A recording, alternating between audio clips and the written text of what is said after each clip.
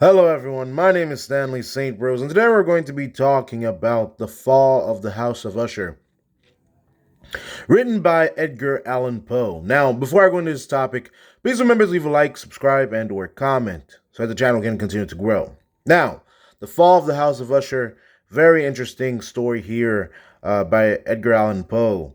Lots of things are happening within this work. Basically, we have a narrator. All right, in terms of the summary of this work, what happens here is that we have a narrator, right? The narrator gets a letter from Roderick Usher. They were friends when they were kids, and Roderick Usher, he's not doing so well. His health is not good, and he asks his old friend to come and see him. And the narrator comes to the House of Usher. Now, the House of Usher, everything is grim. The landscape is grim. Everything around the house is grim. The house is old and gloomy. I mean, and dark. As soon as you start reading the book, start reading the story here, it's all grim and dark and gloomy. And yeah, it's just not a happy place to be. The everything is, the whole house is just unnerving. It's just not a good place to be.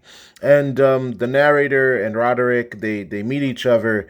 Roderick is not looking good. He's not, the best looking person. His health doesn't look good. His physical features do not look good. And again, everything looks deadly and dead and dark and gloomy. And Roderick has a sister by the name of Madeline Usher. Yeah, so Madeline Usher, Roderick Usher, twins. They're very close. They live in this house, this big house, this mansion-like house, this old, gloomy, dark, ghost-like house. And she doesn't, Madeline Usher doesn't really notice the narrator. She's just, moving around about in the house, and they're both kind of sick, and they're both kind of in a place where they're not healthy, and so the narrator notices her, but she doesn't notice the narrator, and they're both sick. And ultimately, what happens is Roderick believes that Madeline passes away, and they bury her alive in the family crypt. And a crypt, where families would have a place where they would keep bury generations, and so they have one in their house, and so they bury Madeline there because Roderick thought that Madeline was dead. So Roderick thinks he's like the last living one in his family that has been going on for generations. Yeah, he thought his sister died, so he's like, you know what, I'm gonna bury my sister, and he makes the narrator help him bury his sister, which is alive. So they bury her alive, and that's not good. And so what ultimately happens, the men, they go back to their normal lives after burying this woman, thinking that she's dead, but she's not dead. She's actually alive. And then later they start to think, well, maybe she is alive, because maybe she's alive. And of course she is alive. She fights her way out of her coffin, out of the crypt, and she's battered and bloody, and just nasty, and from battling her way out of her coffin in the crypt and coming back to the human world, basically, because you were in a dead part of the house. Now you're back in the living side. And she falls on her brother, bloody and battered and ugly and nasty, and it's quite frightening. So the brother just dies, when he sees the horror of what he has done. He buried his own sister that he loved, and he had been pretty gloomy because she was dead anyway. And now this shock of her coming back, and when she wasn't really dead, and he buried her alive, and the sight and fright of seeing this dead body appearing in your room and appearing to you, and that's your sister, and you're the responsible really for truly killing her, not the disease, because since you buried her alive, well, then you are the one that made all of this happen. And so the sister falls upon him, and he dies. She dies, and the narrator just takes off running. He's had enough. He takes off running. He's like, oh man, this is a house of horrors, a house of madness, a gothic tale of death. And so the narrator runs out of the house. He runs out, and then he looks back. There's a blood moon, and there's a crack in the house, and then the house falls, because it's the fall of the House of Usher. And so the House of Usher falls, at the end of the story. And they're both brother and sister twins. They're dead. The house falls. There's a blood moon, and there's a crack, and everything comes down because it's the fall of the house of Usher. Now, going into deeper meaning analysis here, there's a lot to say about the short story.